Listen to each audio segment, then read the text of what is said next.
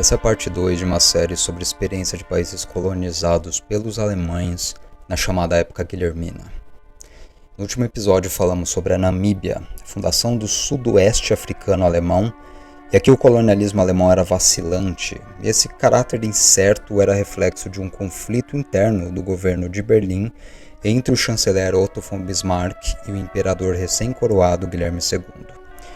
O território contemplado no episódio de hoje é a tal África Oriental Alemã, ou Deutsche Ostafrika, que abarca o atual Estado Nacional da Tanzânia, mais um pedaço de Burundi, Ruanda e Moçambique.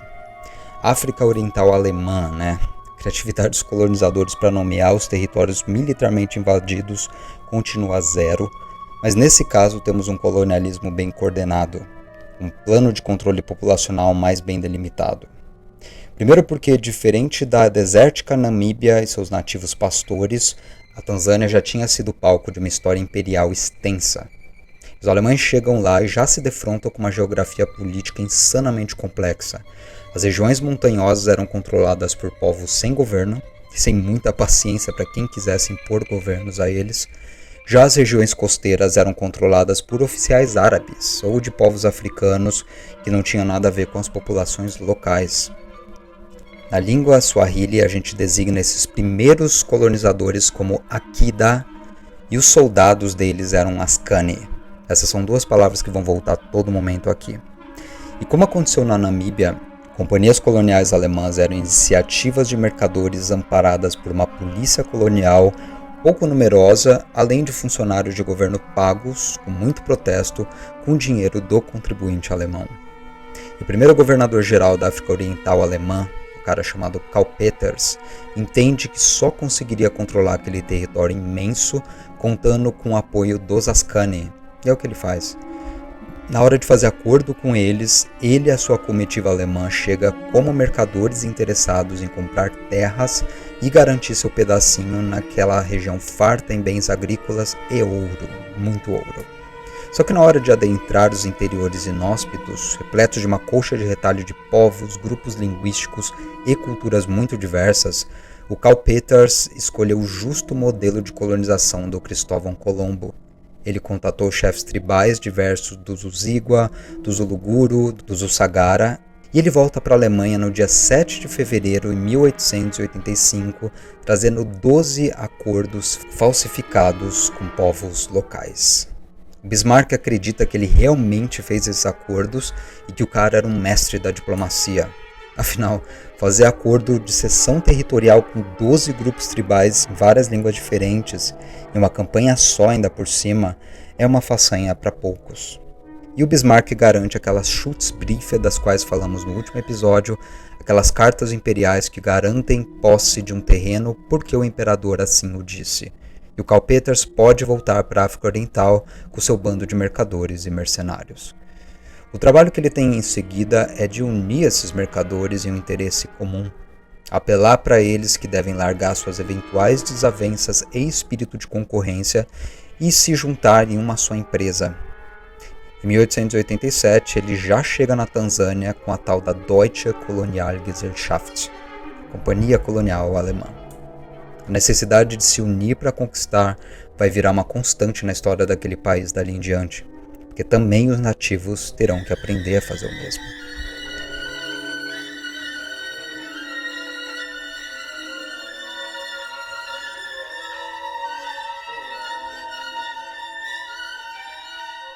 O Peters ganhou a pecha de desbravador implacável. Ele era um cara obcecado pelo controle das populações e pelo poder. Em 1941, já, o Adolf Hitler despejou dinheiro em cima de um cineasta do Reich chamado Herbert Selpin para gravar um longa-metragem sobre a vida desse tal Karl Peters. Mesmo tendo atuado meio século antes de o nazismo sequer existir, ele representava muito bem aquele espírito expansionista e impulso amoral pelo poder. O darwinismo social daquela época que substituía o expansionismo assumidamente religioso da colonização antiga dos espanhóis e dos portugueses. O Karl Peters, ao contrário, colonizava visando a expansão da civilização branca e alemã em primeiro lugar. Testemunhas da época vão chamar suas atitudes de um alinhamento à Realpolitik do Bismarck, Outras vão falar de atitudes pragmáticas de um colonizador competente e outras de meras mostras de psicopatia de um homem profundamente perturbado. E para entender o legado de seu governo, o legado que reduziu a população africana local em 1/3, resultando em mais genocídios para a conta dos alemães, a gente começa do fim, quando a Deutsche Ostafrika é dissolvida pela Grã-Bretanha com a derrota alemã na Primeira Guerra Mundial e essa colônia passa a se chamar Tanganyika.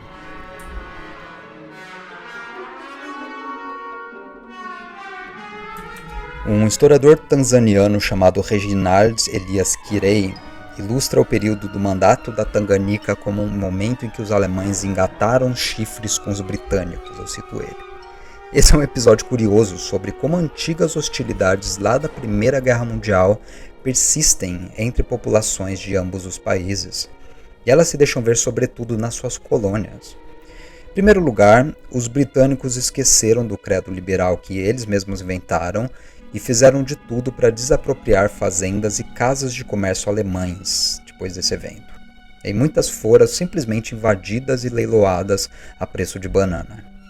Então os monumentos ao heroísmo dos colonos alemães começam a ruir. A gente tem um monumento a Wiesmann, por exemplo, que é o mais famoso, e que foi substituído pela estátua de um soldado Askari, em homenagem aos africanos que trabalharam aos lados dos colonizadores contra seus conterrâneos. A comunidade alemã ainda presente na região se enfureceu. Em um relato da época a gente lê que substituir o monumento a Wiesmann com uma estátua de um soldado nativo foi o insulto mais gratuito possível à memória de Wiesmann. Só que imagina você ser um nativo vivendo num sistema de semi-escravidão e ver aquele monte de europeu branco, tudo meio igual na verdade, se estapeando por estátua e discutindo qual era a pior de todas. A estátua de um alemão que assassinou seus antepassados ou de um capitão do mato que trabalhou para esse cara. Só que indo até mais fundo, há algo de muito esquisito nesse quadro. O que comunidades alemãs estavam fazendo na Tanzânia depois de os britânicos tomarem o território? Esse é um episódio bem ignorado na história das colonizações, porque a migração de grupos europeus entre colônias não era algo tão incomum assim. Uma empresa ou família holandesa às vezes morava em uma colônia francesa, digamos, e isso a serviço do livre comércio. Elas intermediavam o escoamento de matérias-primas saqueadas da África para os seus próprios países, contanto que pagasse os devidos impostos aos colonizadores locais, e tanto fazia de onde eles vinham. Então, a tomada britânica da Tanzânia, esse rebranding pouco sutil que foi a criação de Tanganyika, era só uma transferência de poder. Para dar alguns dados exatos, as Schutztruppen alemãs, que é essa espécie de ala do exército do Guilherme II nas colônias, foram rendidas pelos britânicos pela costa nordeste do país e pelos belgas lá pela região dos Grandes Lagos. Então veio a capitulação alemã na Europa, a completa humilhação de seu exército, inflação e miséria. O Tratado de Versalhes é assinado em 1919 e no artigo 119 desse tratado a gente lê o seguinte: a Alemanha deve ceder Tanganyika para a Grã-Bretanha. Isso preencheria o quebra-cabeças britânico e ligaria uma confederação imensa de suas antigas colônias em um só território. Aqui se uniria Quênia, Uganda, a Nyasalandia, que é a atual Malawi, tudo em uma coisa só contínua. Então houve sim uma desapropriação inicial de fazendas registradas no nome de alemães por esforços do primeiro governador da Tanganyika, e a população branca quase caiu pela metade até 1921. Missionários fecharam os cadeados de suas igrejas, colonos fizeram as malas e voltaram para casa. Daí acontece algo curioso, mas que prova como a Europa do século XX, apesar de suas constantes guerras internas, é só um grupo de cavaleiros unidos para saquear o restante do planeta. No dia 10 de setembro de 1926, a Alemanha se une à Liga das Nações, que é uma espécie de pré-ONU, cujo objetivo declarado era atuar como, eu cito, uma organização intergovernamental cuja principal missão é manter a paz mundial. Fecho aspas. E aqui os britânicos têm que engolir o antigo rancor dos alemães e permitir que eles voltem a Tanganyika. E foi o que os alemães fizeram, em muitos casos para jogar a gasolina na fogueira. Eles iriam recuperar Tanganyika na marra.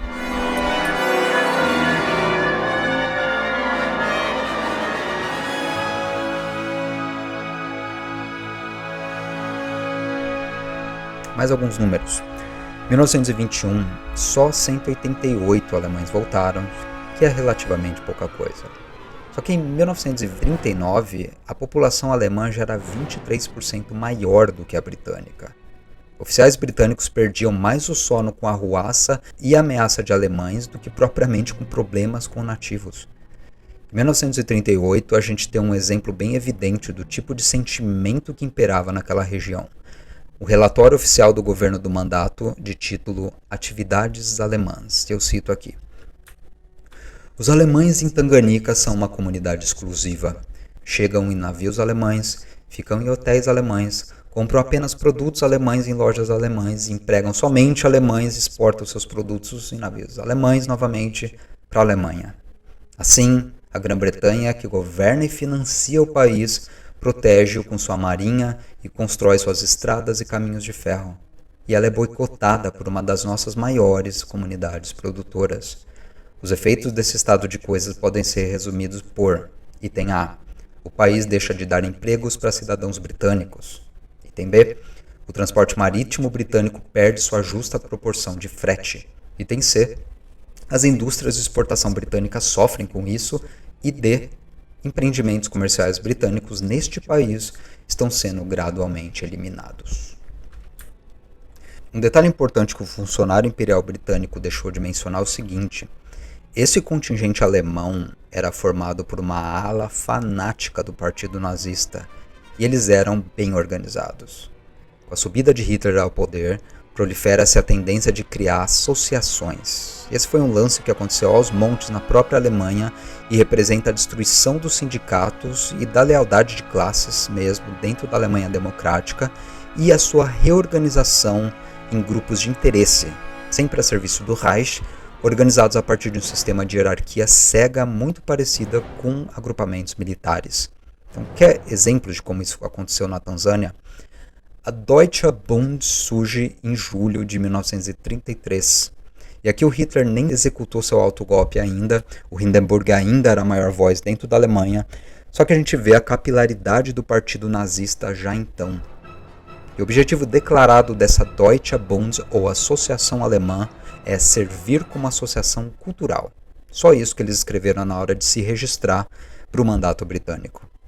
E eles começam a organizar eventos, e esses eventos viram paradas quase militares a ser comemoradas no aniversário da concessão da Ostafrika a Karl Peters, coisas assim. E os britânicos, com putos da cara, enviando telegramas para Londres pedindo um parecer, e isso acaba não dando em nada. Daí surge a juventude hitlerista na Tanzânia. E em fevereiro de 1934, ela tem um início tímido, contando com apenas 140 adultos e 210 crianças poucos anos mais tarde. Então surge a Bund Deutscher Frauen, a Associação das Mulheres Alemãs, que costuram uniformes sugestivamente militares para os seus rebentos nazistas, e novamente os britânicos caem matando, mas não podem fazer qualquer coisa, já que nada na sua lei proíbe as pessoas de usarem uniformes militares. Na edição de 23 de junho de 1937 de um jornal chamado Tanganyika Standards, é relatado que a juventude hitlerista estava treinando cavar trincheiras na cidade de Moshi. Mas então um relato posterior desmente isso, dizendo que foi simplesmente um exercício de acampamento e de gincana. E é assim que nazistas e fascistas em geral agem, causando escândalo de forma bastante cínica, cortando pela beirada das lacunas jurídicas, provocando uma ameaça de hostilidade militar aqui e outra ali, e quando tem chance eles de fato atacam. Em abril de 1938 a coisa já estava descarada. Os alemães tinham contratado os antigos ascaris a seu serviço, aqueles funcionários mercenários da própria África, e estavam desfilando com os caras em uniformes militares, empunhando suásticas pelas ruas de Dar es Salaam em feriados pátrios alemães. Estavam contrabandeando armas, estocando elas para uma eventual retomada do território para o Reich de Hitler. E um antigo membro da nobreza alemã, o Duque Adolf Friedrich von Mecklenburg, fala abertamente em uma parada em Hamburgo que, eu cito aqui, antigas colônias alemãs são propriedade legítimas do Reich. Isso sai no jornal, e os britânicos ficam sabendo disso e pedem o parecer do governo alemão. Daí vinha sempre um funcionário colonial, que no caso foi o cônsul alemão em Nairobi, e jogava panos quentes. E ele diz que qualquer disputa colonial deve ser negociada em Londres e Berlim antes. Os colonos em Tanganica não tem nada a se meter com isso. Isso está tudo super bem documentado. E aqui a gente tem informação suficiente para voltar no tempo, que o grosso da população local não tinha o mínimo interesse em voltar a ser subjugada por alemães. Eles inclusive lutaram contra os alemães na Primeira Guerra Mundial. A experiência sobre o governo Karl Peters foi a coisa mais traumática que cada um daqueles povos viveu, e isso não significa que a vida sobre os britânicos fosse fácil. Os britânicos já tinham o péssimo hábito de fingir que não eram colonizadores, mas facilitadores da independência dos povos. E eles deixaram de chamar suas posses militarmente invadidas de colônias, com o fim da Primeira Guerra Mundial principalmente, e começaram a usar na época o termo mandato. Então existia o mandato da Palestina, o mandato da Tanganica, etc, etc, etc. Se em sua região houvesse um interesse estratégico central, como o caso do Raj indiano ou de Burma, aí sim, eles sugariam seu sangue e instaurariam um regime de terror ininterrupto, mas se não fosse o caso, eles colocariam um regime um pouco menos hostil dos mandatos. E foi o exato oposto do que ocorre no período alemão. Muito do processo de tomada de terras, coordenação de guerras internas entre povos, etc. e tal, que você já conhece por ter assistido o vídeo sobre a Namíbia, nesse ponto as táticas aplicadas na Tanzânia foram muito semelhantes às aplicadas na Namíbia. Mas eu passo o protagonismo pros nativos africanos e isolo um só episódio de luta anticolonial que, como poucos, está muito bem registrado pela historiografia e tem uma presença marcante na formação de uma consciência anticolonial do leste africano. Lembra como uma das fórmulas de sucesso alemãs foi abrir mão de divisões internas e se unir? Houve um momento em que grupos nativos também aprenderam a fazer isso. Nessa parte final do episódio, a gente fala sobre a rebelião Maji-Maji de 1905 a 1907.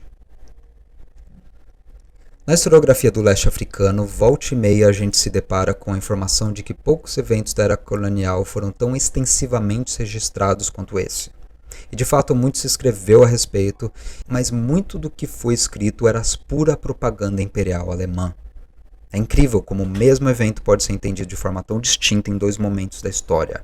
O primeiro de seu advento até os anos 60 e em segundo lugar da década das independências africanas em diante. A primeira narrativa é fácil de resumir aqui. A rebelião Maji-Maji foi uma tentativa de sublevação por um grupo de africanos primitivos e supersticiosos e invejosos dos Askaris e da nova elite colonial, que, por serem inimigos do progresso e da fé cristã, começaram a seguir um guru chamado King Ektile. Esse cara dizia ter sido consultado pelos deuses, enfiando-se num lago e voltando depois de 2 dias submerso, retornou com um remédio mágico contra colonizadores. Esse remédio era chamado de Maji. Escreve Maji e eu vou pronunciar assim a partir de agora, mas em Swahili significa só água. É o medicamento da água. Caso os guerreiros tomassem esse remédio, eles não seriam mais afetados por projéteis europeus, dizia ele. Caso você fosse alvejado por uma carabina alemã, a magia transformaria a bala em água. Os africanos se tornariam invencíveis e seriam capazes de afastar os invasores de uma vez por todas. E essa é a narrativa repetida milhões de vezes em documentários, filmes, livros sobre a Tanzânia, sempre passada para frente como uma lenda urbana. Ela insiste na ideia de que os locais, os africanos, eram uma gente afundada em imbecilidade, superstição e primitivismo e que, ao ouvir os conselhos de um guru pagão, se enfiaram num massacre desnecessário que teve que ser abafado num ato paternalista dos colonizadores. Tratava-se dos alemães guilherminos espalhando a razão, a civilização e o bom senso entre povos assolados pelo obscurantismo. Só que existem 2 contradições nessa história absurda que se conta. Primeiro, os relatos dos próprios alemães que participaram na guerra, e que aparentemente ninguém se dá muito ao trabalho de ler atentamente. Segundo lugar, a história oral e memorialística feita na própria Tanzânia por historiadores tanzânios. E para sermos honestos com os 2 lados da história, eu começo com o primeiro relato alemão, escrito por um administrador colonial, governador, que participou desses eventos e se chama Adolf Graf von Goetzen. Ele diz o seguinte na página 47 do seu livro, eu deixo a referência aí na tela. Tal comportamento fanático dos rebeldes baseava-se certamente nas ideias religiosas primitivas dos negros e só poderia se fundamentar sobre este terreno.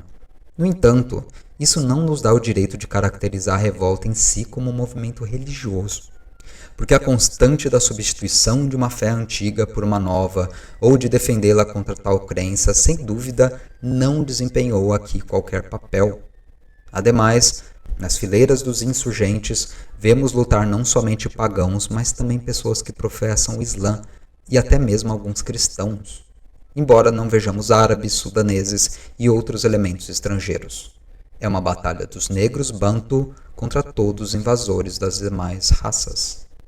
Eu fecho a citação e o Goethe está ressaltando algo que é óbvio. A coisa toda da superstição é balela. Foi um evento obviamente político de nativos contra os Akida, os agentes de governo, geralmente árabes ou sudaneses, e os Askaris, soldados africanos trabalhando para os colonizadores. Ele parece um interlocutor sóbrio, mas ele acaba esse mesmo livro com a seguinte frase: a bela colônia vale alguns grandes sacrifícios, está na página 257, e ele fala isso depois de relatar que ele contribuiu para a matança de 1/3 da população nativa. Mas a gente já chega lá.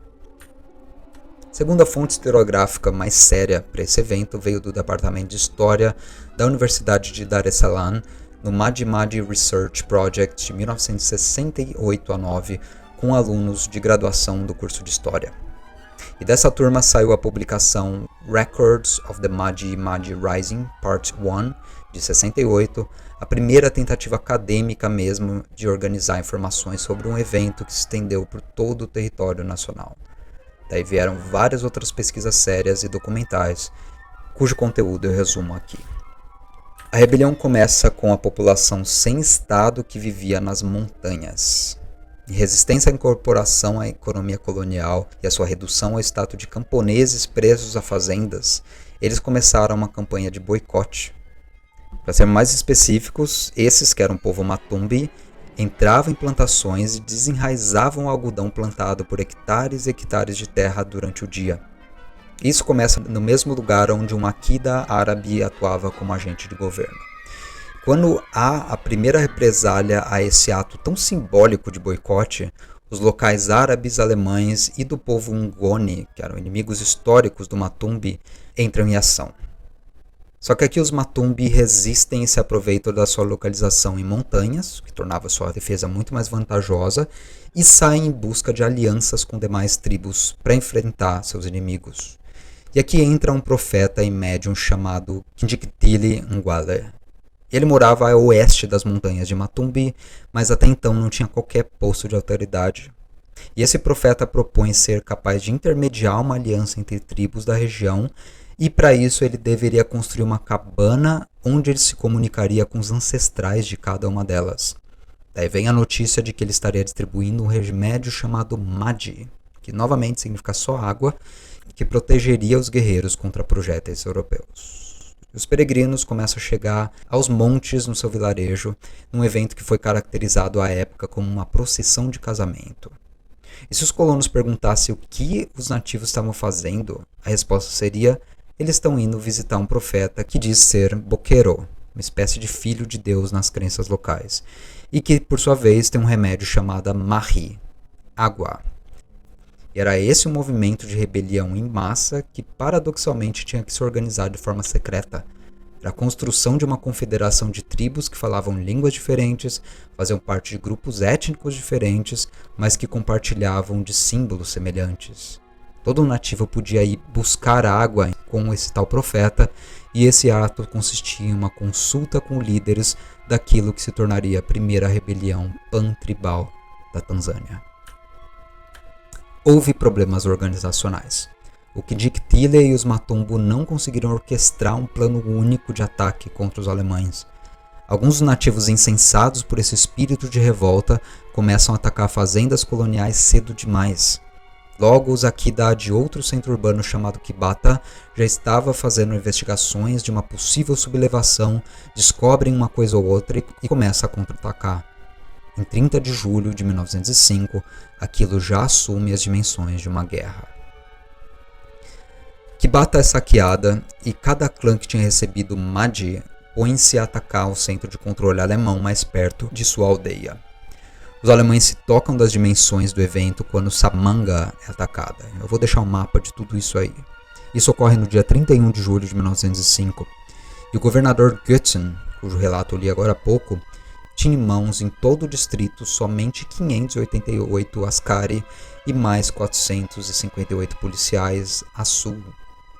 O profeta que distribuía a água mágica foi capturado e enforcado já em 4 de agosto, e antes de morrer afirmou que a sua parte tinha sido feita. Seu remédio, entre aspas, contra o colonialismo já tinha atingido mais 2 regiões, Kilosa e Mahenge. A partir daqui, as dimensões do conflito passam a seguir um padrão, chamado de guerra se espalha. Alguns dos povos compraram aquela briga com maior fervor do que os outros. Os Ngindo talvez tenha sido o povo mais comprometido, e tudo que remetesse à herança colonial se tornou um alvo. Um grupo de missionários benedictinos, por exemplo, foi assassinado já em agosto daquele ano, e conforme a rebelião se espalhava, todo o papo da água mágica teve que ser reinterpretado por 2 frontes. Os cristãos europeus mais fervorosos assumiram que aquilo era uma guerra santa de pagãos contra a fé cristã, e alguns dos africanos que compraram aquela nova cultura de revolta com maior afinco readaptaram o mito para um linguajar de possessão espiritual ou práticas islâmicas de forma a tornar Mahdi aceitável para o grande número de locais adeptos à sua fé, sobretudo os habitantes do litoral. Uma vez que a Tanzânia adquire sua independência, isso é só em 1961, essa capacidade de unir as montanhas do norte com o litoral islâmico, então as pastagens do sul do Planalto Central, esse movimento inteiro foi a fundação da nacionalidade tanzaniana.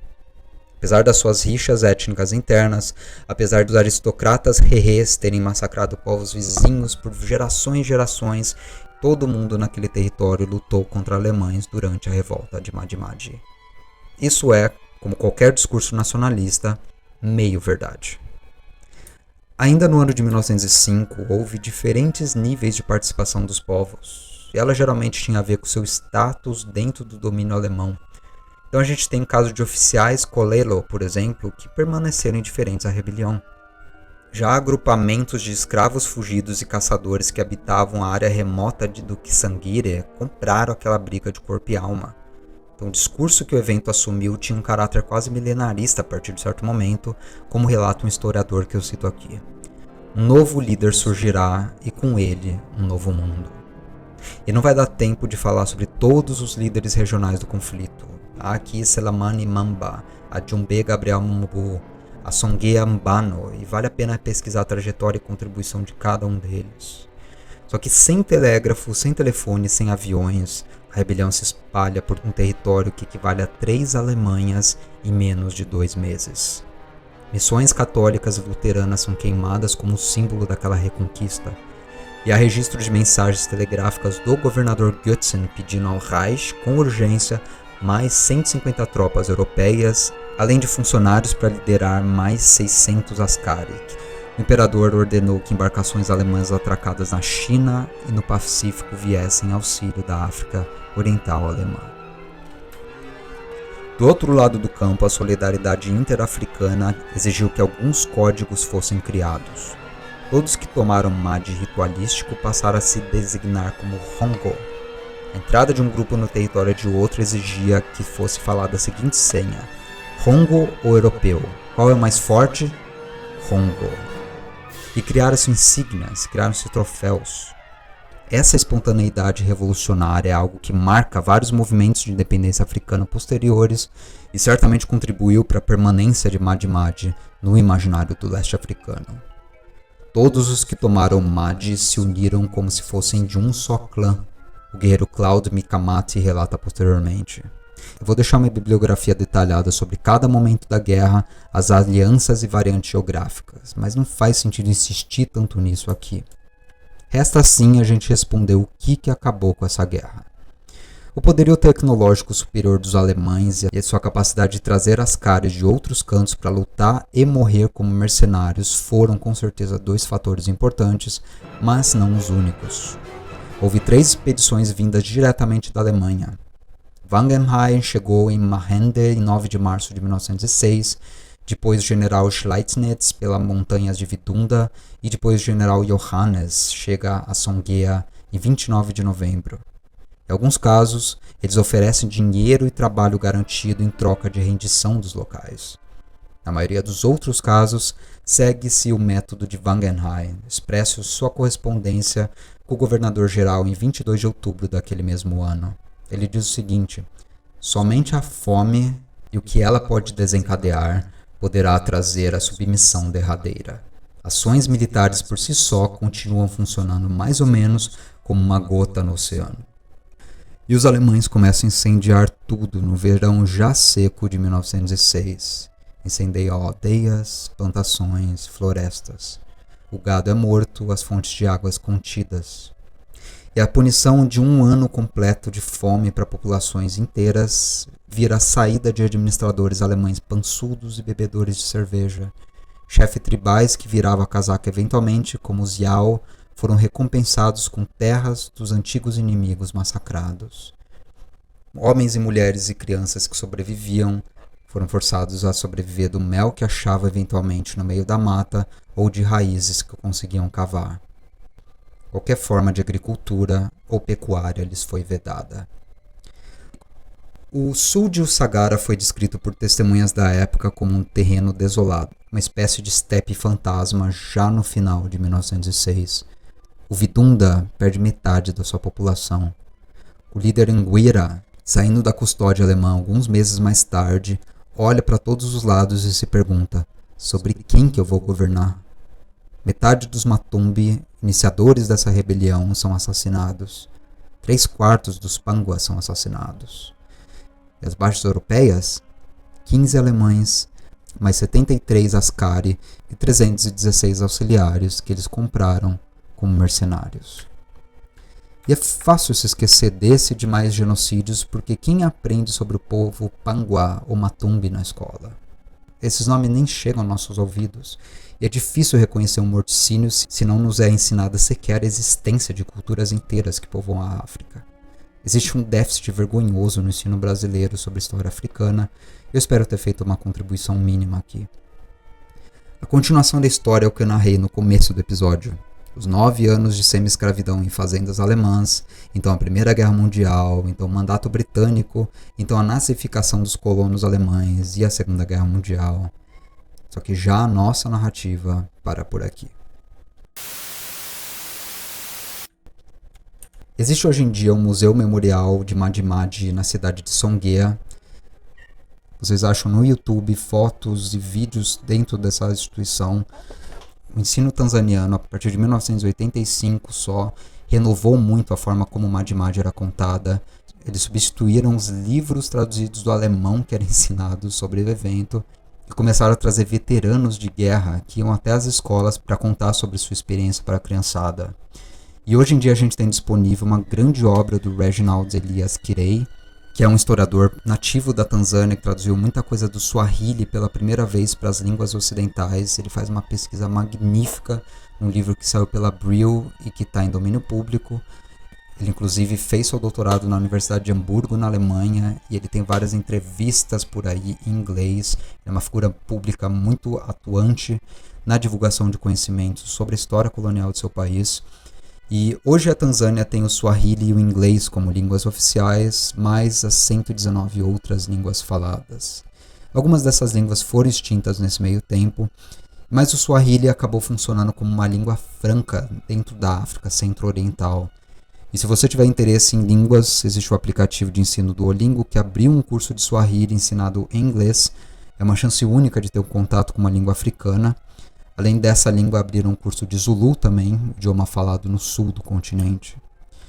E em 2018 foi lançado um acervo digital Swahili, num site que saiu do ar por motivos que eu desconheço, mas cujo endereço era www.acervodigitalswahili.com.br.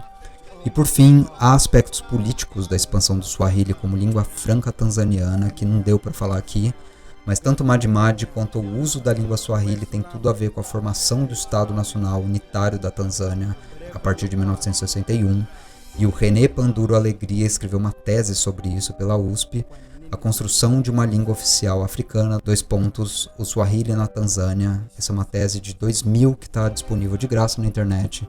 Vamos dar uma moral para os nossos acadêmicos, e o link de tudo isso que eu falei, mais material que eu pesquisei, fica nos comentários. Hii ni mahususi na maalum kwa watu wangu, walemavu, vipofu, zeruzeru na wenda wazimu, watoto wa mitaani, fukara, maskini na wenye akili zao timamu. Hii kamba ngumu mpia, tunavutana na wenye nguvu, vitambi na mashavu. Hakuna tena fair game, refu alika uzu wanje wenye mkavu. Ujira mgumu, malipo fini, kilichobaki kucheza rafu. Tumechoshwa na ukabaila, ubepari na ubeberu. Wakati ndio huu, ukombozi ndio huu, na sasa naamuru mliopo chini wote mpewe divai ya vinibu, mtetezi wenu nikaze kidamu, ni mwage sumu ya upufu juu yao, wajikune bila aibu. Kwanza saluti waliotangulia kuzimu, pili tuombe Mungu Baba yetu, utupe mkate wetu wa kila siku, tujaze nguvu tupate kudumu ndani ya game. Tutapofika kuzimu siku ya hukumu, tupe nafasi tupate kutubu. Kwani tunajua tunatenda maovu, sometimes tunakula haram, tunatumia kila mbinu juju, halifu, danganyifu ili tuweze kujikimu, lakini isiwe kisingizio kwa wanadamu wengine kutunyima haki zetu, kutuzibia riziki zetu, kutuita makafiri, dharau na kutukashifu. Nini dhambi kwa Mwenyezi? Kipi haram, kipi halal? Kila mmoja naitaka imili, kitendawili, vurugu, mechi, wezi tabiri. Nini dhambi kwa Mwenyezi? Kipi haram, kipi halal? Kila mmoja naitaka imili, kitendawili, vurugu, mechi, wezi tabiri. Kwa nini uliza swali? Kama sote tungelikuwa wasomi matajiri, nani angelifanya kazi za kutisha na hatari mfano ya mochwari, kusafisha jiji, ukuli, korokoroni na kuzibua kinyesi? Kila mmoja wetu hapa mjini kaja kwa dili, kila kitu kila mahali, na hata ngozi ya mtu lili. Wengine wachewe, waganga feki, matapeli, wasafiri kafiri, wakati wengine wapole kama walokole. Na pirika nyingi maofisini, kumbe na itikali, kahaba, shoga, jambazi, mengine akusitiri. Wapo waliopoteza maisha katika kufight life, kumbukumbu zao zimebaki makaburini. Wapo waliopoteza kabisa tumaini la kuwini, au roho zao utazani wamezitoa yani. Wakikutaiti mali fulani inabidi wakabidhi mshahara wote wa mwisho wa mwezi. Nini dhambi kwa Mwenyezi? Kipi haram, kipi halal? Kila mmoja naitaka imili, kitendawili, vurugu, mechi, wezi tabiri. Nini dhambi kwa Mwenyezi? Kipi haram, kipi halal? Kila mmoja naitaka imili, kitendawili, vurugu, mechi, wezi tabiri. Bongo kutafuta blaza, utajajuta utapojikuta huna hata bukta. Shauri yako wetegesha tu kama golikipa, hao nao wategemea mwisho watakutosa. Huna elimu, huna foni, lakini nguvu, ulimi, uchumi unao, unaukalia. Kumbuka kupata au kukosa yote ni kawaida. Sometimes unaota, unakula, unakunywa, unapiga denda na kula uroda na dembo, kurupuka tunakuta patupu. Hakuna nini dhambi kwa Mwenyezi? Kipi haram, kipi halal? Kila mmoja naitaka imili, kitendawili, vurugu, mechi, wezi tabiri. Nini dhambi kwa Mwenyezi? Kipi haram, kipi halal? Kila mmoja naitaka imili, kitendawili, vurugu, mechi, wezi tabiri.